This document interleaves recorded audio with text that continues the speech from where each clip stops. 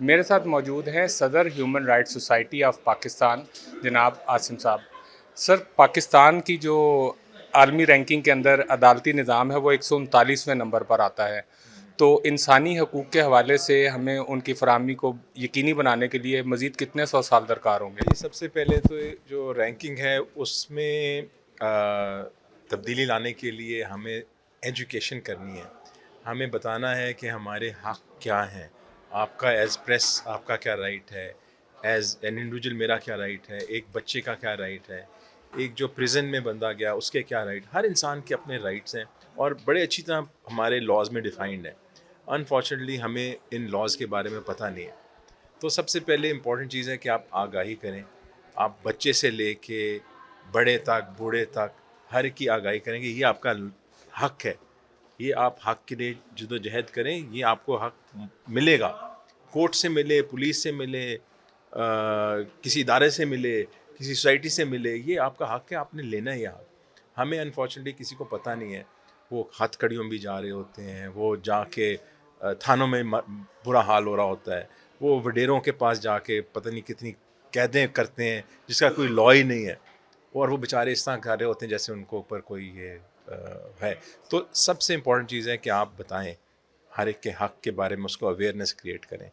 پھر آپ لاز میں بہتری آئے گی. پھر جب آپ جائیں گے کورٹ میں، اور جیسے آپ کو یہاں پہ بھی آپ نے دیکھا ہے کہ ایک ہمارے جو جن کو اوارڈ ملا ہے وہ اپنے حق کے لیے لڑے، اس کے ساتھ ہزاروں اور لوگوں کو فائدہ ہوا، اور ان کے فائدے کے لیے وہ اپنے لیے لڑے لیکن فائدہ کسی اور کا بھی ہو. تو جس کا بھی حق اگر منفی ہو رہا ہے تو اس حق کو حاصل کرنے کے لیے اگر وہ جد و جہد کرتا ہے تو اپنے لیے نہیں کر رہا، وہ پوری انسانیت کے لیے کر رہا. تو اس لیے جب آپ اس کو اویئرنیس کریٹ کریں گے، وہ حق کے لیے لڑیں گے، اوروں کے بھی حق کھولیں گے، تب ہماری رینکنگ بھی بہتر ہوگی. Thank you. اچھا، مجھے صرف ایک چیز آپ نے اور بتانی ہے کہ اویئرنیس کے حوالے سے آپ کی تنظیم کیا کر رہی ہے، اور وہ اسی میں ساتھ شروع کر رہے ہیں. یہ اویئرنیس کے لیے ہم چاہتے ہیں، ہم نے ایک تو پبلیکیشن بنائی ہوئی. ابھی آپ نے دیکھے کہ ہر ہماری بنیادی حقوق کے اوپر ہم نے ایک اردو میں اور انگلش میں ایک کتابیں شائع کی ہیں جس میں آپ کے رائٹس کو جو اجاگر کیا ہوا ہے، لاز کو اجاگر کیا ہوا ہے، کس لا کے تحت آپ جا کے اپنا رائٹ لے سکتے ہیں. ہماری اپنی ایک لیگل کاؤنسل ہے جو آپ نے بھی دیکھا تھا. ایک جی بالکل لیگل رپورٹ، ایک پورے ہمارے ایک آرگنائزیشن یہاں پہ وکلا ہیں جو فری آف کاسٹ آپ کے لیے کیسز کرتے ہیں، جو آپ کے لیے حق کے لیے فائٹ کرتے ہیں. اس میں بیوہ ہے، اس میں یتیم بچے ہیں، اس میں عورتیں ہیں جو اپنے خاوند سے چھٹکارا حاصل کرنا چاہتی ہیں. ہر قسم کے سوشل ایشوز ہیں جن کو وہ ٹیکل کرتے ہیں. تو اویئرنیس جب آئے گی تو آپ اپنے حق بھی مانگیں گے، حق مانگیں گے تو آپ کو حق ملے گا بھی. اگر حق مانگیں گے نہیں تو آپ کو حق کہاں سے ملے گا؟ جب کوئی شخص قید میں ہوتا ہے تو یہ بہت تکلیف دہ لمحات ہوتے ہیں، لیکن جس وقت کوئی ایسا شخص جو حریت کا پروانہ ہو وہ قید میں ہو اور اس کی فیملی کے اوپر کیا بیت رہی ہو، وہ جوش اور جذبے کے ساتھ کھڑی ہو، تو اس کے کیا تاثرات ہوتے ہیں وہ ہم آپ کو آج کے پروگرام کے اندر سنوا دیں گے انشاءاللہ تعالی. میرے ساتھ موجود ہیں مشال ملک صاحبہ، جن کو آج مشال حریت کا نام دیا گیا ہے. آج کے دن کے حوالے سے وہ کیا پیغام دینا چاہیں گی؟ بہت بہت شکریہ آپ کا. میں کسی قابل نہیں ہوں، یہ آپ لوگوں نے جو مجھے عزت بخشی، آج ایوارڈ دیا. یہ جو کچھ میں نے سیکھا ہے حق اور سچ پہ کھڑا ہونا، وہ میری والدہ نے مجھے سکھایا، ریحانہ ملک نے. اور سب سے پہلی جو پروٹیسٹ ہم نے کی تو وہ میری والدہ نے کروائی تھی کہ باہر نکلو، اتنا ظلم ہو رہا ہے کشمیری قوم کے اوپر، تو تم نے ان کی آواز دنیا تک پہنچانی ہے. تو پھر وہ ہم لوگ پریس کلب کے باہر اسلام آباد میں پہلی پروٹیسٹ ہماری ہوئی.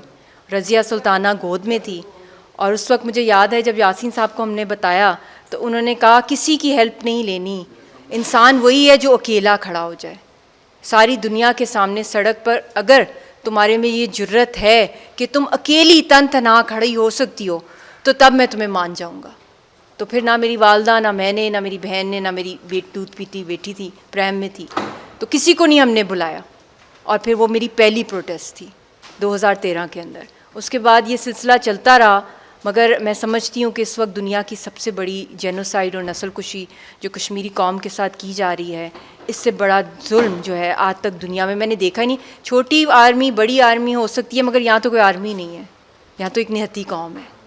ان کی صرف زندگی اور کفن باندھے ہوئے ہیں. تو یہ بہت بڑا ایک مطلب کہ ایک ذمہ داری بھی ہے, اور اس کے اوپر میں جتنی بھی کوشش کروں میں سمجھتی ہوں وہ کم ہے, جب تک کہ آپ لوگ پاکستانی قوم اسپیشلی, جس کے ساتھ سب سے زیادہ کشمیری قوم کی امیدیں ہیں, جب تک آپ اس انقلاب میں حصہ نہیں ڈالیں گے اور اس کو ایک بہت بڑی دنیا میں سیاسی تحریک نہیں بنائیں گے, تب تک میں سمجھتی ہوں کہ ہمارا جو مقصد ہے وہ ہم لوگوں کا اپنی کلمنیشن تک نہیں پہنچ سکتا. بہت بہت شکریہ.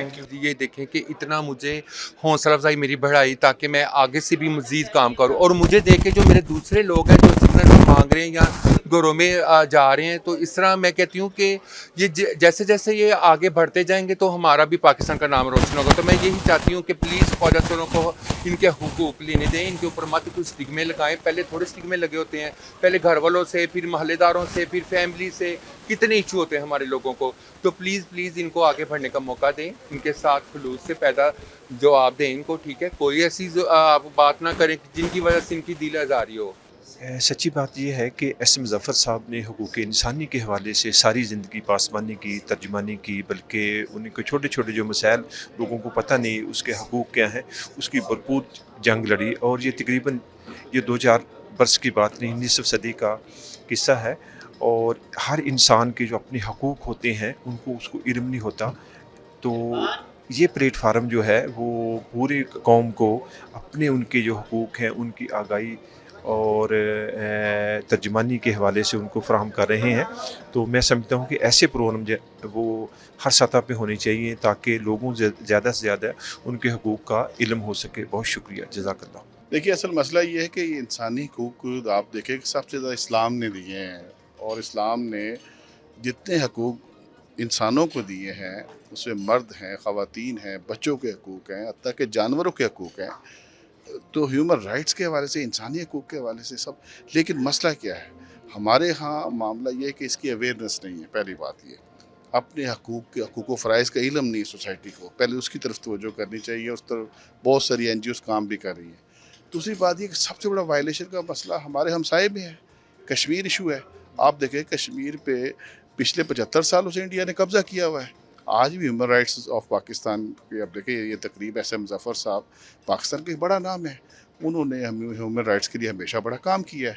اور میں سمجھتا ہوں کہ کشمیر ایشو کے اوپر بھی انہوں نے ہمیشہ آواز بلند کی ہے, کلمہ حق بلند کیا ہے.